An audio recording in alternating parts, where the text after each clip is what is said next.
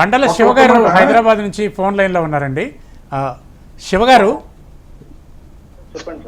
శివగారు మీరు ఈ జాగోరే జాగో కార్యక్రమం చూస్తూనే ఉన్నారు కదా, దీని గురించి మీ స్పందన ఏంటి? సార్, ఈ జాగోరే జాగో కార్యక్రమం అనేది 1.5 year నుంచి నేను ఫాలో అవుతున్నాను సార్.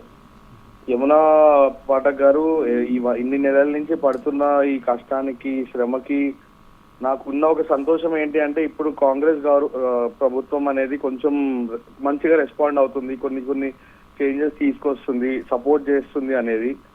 కానీ ఏంటంటే అది ఇంకా కంటిన్యూ అవ్వటం, అది జస్ట్ మాటల్లో చెప్పటం కాకుండా అది చేసి చూపించటం, యమునా గారికి కంప్లీట్ గా దీనిలో సపోర్ట్ చేయటం, ఈ దేవాలయాల గురించి, హిందూ ధర్మం కోసం యమునా గారు పడుతున్న కష్టము, ఆవిడ పడుతున్న తపన అనేది అది సక్సెస్ఫుల్ గా కంప్లీట్ గా సాగాలి, అది ఇంకా ఎన్నో ఇయర్స్ కంటిన్యూ అవ్వాలి అనేది మా అందరి ఆలోచన కూడా.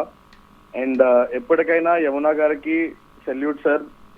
ఎంతో మంది వచ్చారు పోయారు అనేటట్టు ఉన్నారు, ఏదో కొన్ని రోజులు చూపించుకోవటానికి. కానీ నిజంగా గ్రౌండ్ వర్క్ లో దిగి నుంచొని అక్కడికి వెళ్ళి పని చేసి చూపించి, అక్కడ ఎవరైనా ల్యాండ్స్ ని సీజ్ చేపించడం అన్నా, కన్స్ట్రక్షన్స్ ని ఆపించడం అన్నా, ఇవన్నీ అందరి తరం కాదండి.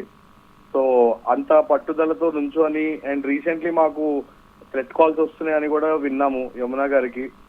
మేమందరం ఆవిడతో ఉన్నాము అనే ఒక ధైర్యం చెప్దాము అనే ఫోన్ చేశాను నేను.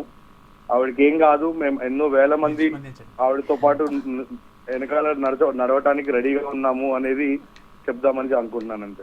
థ్యాంక్ యూ సో మచ్ అండి. Thank you so much.